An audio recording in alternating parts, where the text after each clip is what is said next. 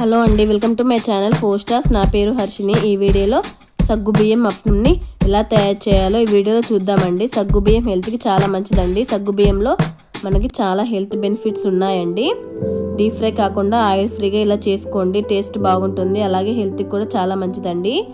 చట్నీ సాంబార్ ఏమీ అవసరం లేదండి, ఇలానే తినేయచ్చు, చాలా బాగుంటాయి. పిల్లలు పెద్దలు అందరూ ఇష్టంగా తింటారండి.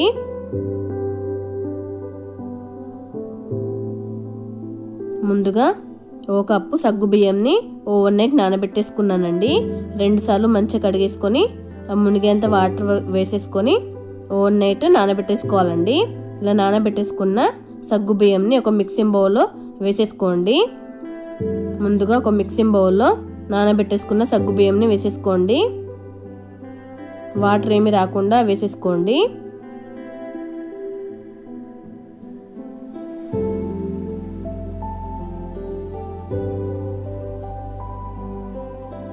ఇక్కడ నేను 3 ఉడికించి పెట్టుకున్న బంగాళదుంపల్ని తీసుకున్నానండి. స్మాష్ చేసైనా తీసుకోవచ్చు, లేకపోతే ఈ విధంగా వీడియోలో చూపిస్తున్నట్లుగా ఈ విధంగా తురుమైనా తీసుకోండి. ఉడికించి పెట్టుకున్న 3 బంగాళదుంపలండి.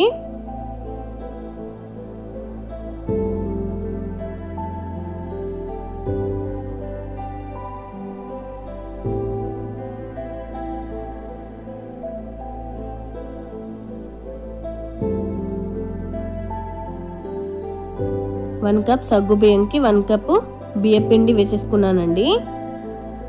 1 టేబుల్ స్పూన్ మిరియాల పౌడర్,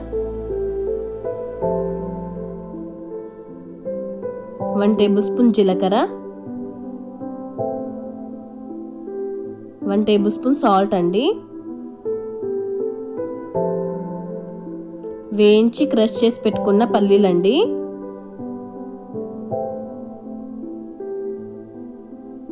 చిన్న కట్ చేసి పెట్టుకున్న కరివేపాకండి. పచ్చిమిర్చి పేస్ట్ అండి.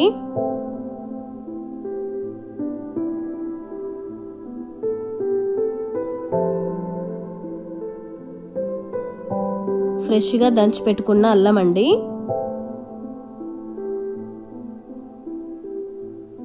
ఇలా ఫ్రెష్గా వేసుకుంటే చాలా బాగుంటుందండి.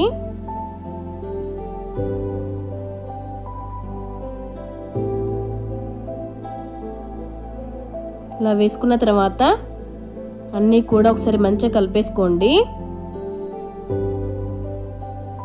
సగ్గుబియ్యంలో మనకి వాటర్ ఉంటాయి కాబట్టి వాటర్ ఏమీ వేయకుండానే కలిపేసుకోండి.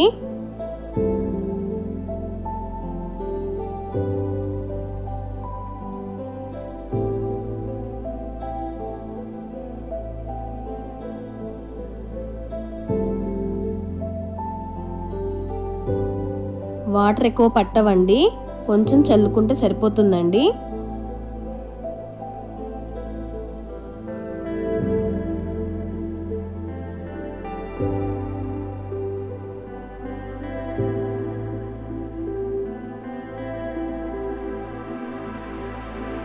అంతా కూడా ఒక పిండి ముద్దలా కలిపేసుకోండి.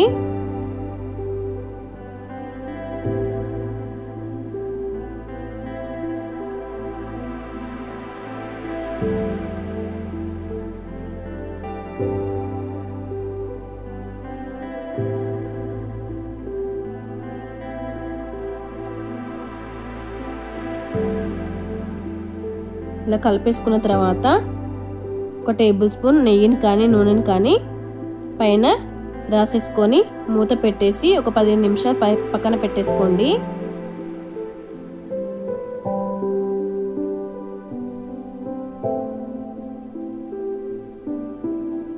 పిండి చుట్టూ మంచిగా రాసేసుకోండి ఆయిల్ని. ఇప్పుడు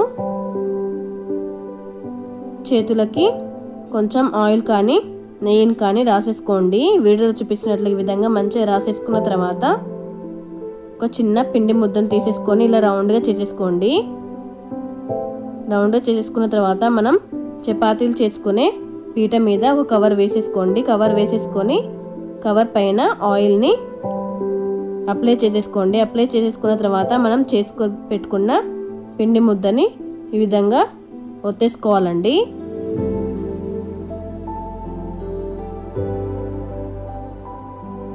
పెద్దగా కావాలంటే పెద్దగా చేసేసుకోవచ్చు, చిన్నగా కావాలంటే చిన్నగా చేసేసుకోవచ్చు అండి.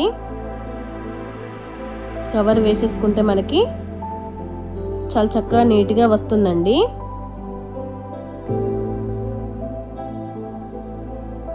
ఇలా చేసుకున్న అప్పంని ఇప్పుడు కాల్చుకుందామండి. స్టవ్ పైన దోశ పెనం పెట్టేసుకోండి.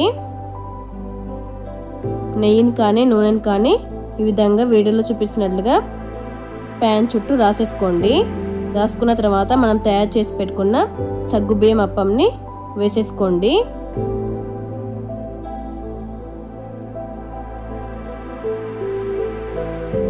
ఈ విధంగా అన్ని అప్పంలని రెడీ చేసేసుకొని ప్యాన్ మీద వేసేసుకోండి.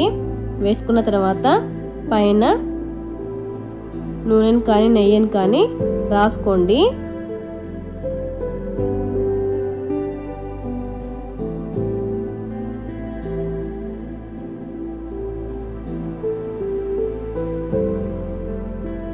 స్టవ్ని మీడియం ఫ్లేమ్లో పెట్టే కాల్ చేసుకోండి. లోపల వరకు చాలా చక్కగా ఉడుకుతుందండి.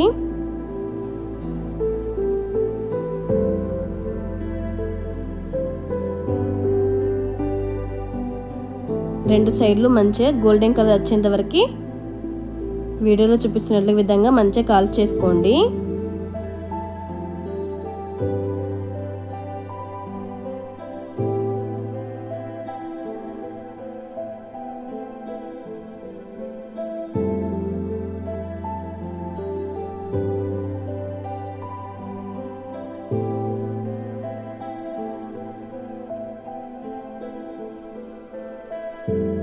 రెండు వైపులా ఈ విధంగా కాల్ చేసుకోండి. అంతే అండి, మనకి సగ్గుబియ్యం అప్పం రెడీ అయిపోయాయి. ఈ విధంగా అన్ని సగ్గుబియ్యం అప్పంలని చేసేసుకోండి.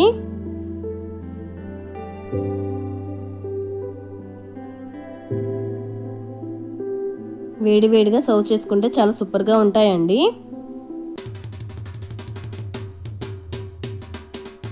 చట్నీ సాంబార్ ఏమీ అవసరం లేదండి, ఇలానే తినేయచ్చు. వేడివేడిగా సర్వ్ చేయండి, చాలా సూపర్గా ఉంటాయి.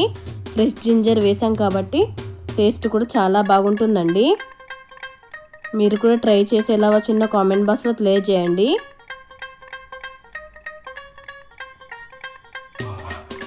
ఈ రెసిపీ నచ్చినట్లయితే మీ ఫ్రెండ్స్ ఫ్యామిలీ మెంబర్స్కి షేర్ చేయండి.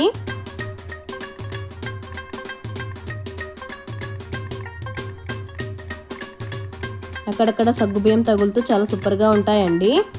పల్లీలు సగ్గుబియ్యం తగులుతూ చాలా సూపర్గా ఉంటాయి. ఇలాంటి మంచి మంచి రెసిపీస్ కోసం 4 స్టార్స్ ఛానల్ని సబ్స్క్రైబ్ చేయడం మర్చిపోకండి. ప్లీజ్ డూ సబ్స్క్రైబ్ అండి. Thanks for watching.